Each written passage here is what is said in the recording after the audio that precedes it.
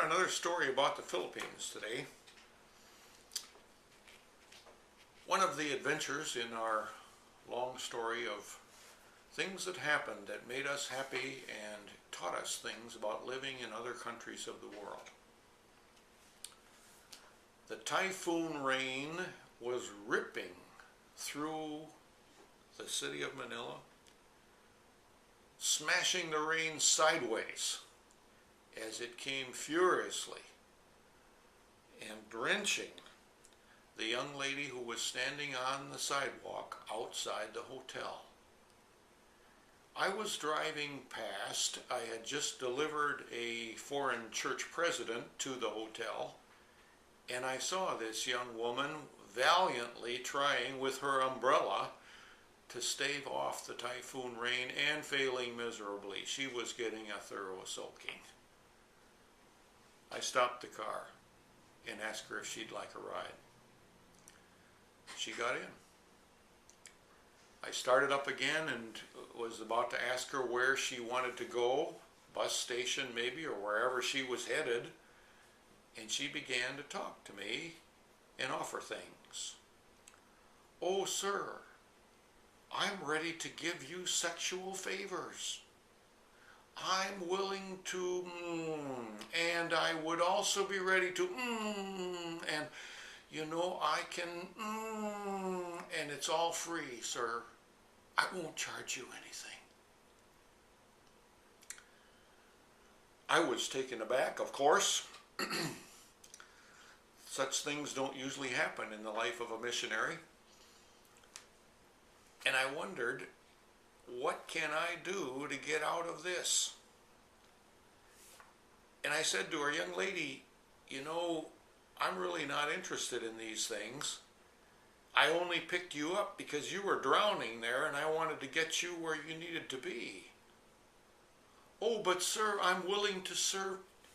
"Never mind." And I began to head back to the hotel where I could simply drop her off. And I did. And as I drove away back home to my wife and children in the Manila area, I breathed a very deep sigh of relief. Wow, I made it through. I've never had anything like that happen to me in my life before. I got through safely. And then another thought began to come. Yes, I survived, but may it have been possible that I could have begun to ask her some questions about how she got into the situation and the kind of things that she's into? Could I maybe have challenged her and asked, does she have to live that way? Are there any options?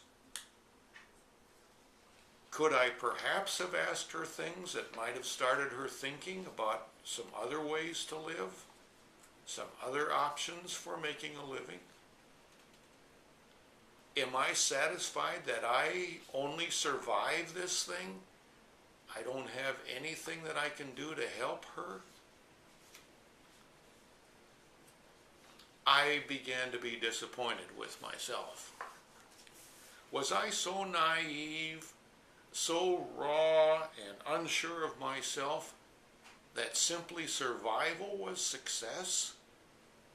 Did I have no opportunity to be of help to this young woman? I started thinking about stuff in the Bible and thought about St. Peter. You know, he was challenged to speak up and to ask questions and to answer them. He failed miserably.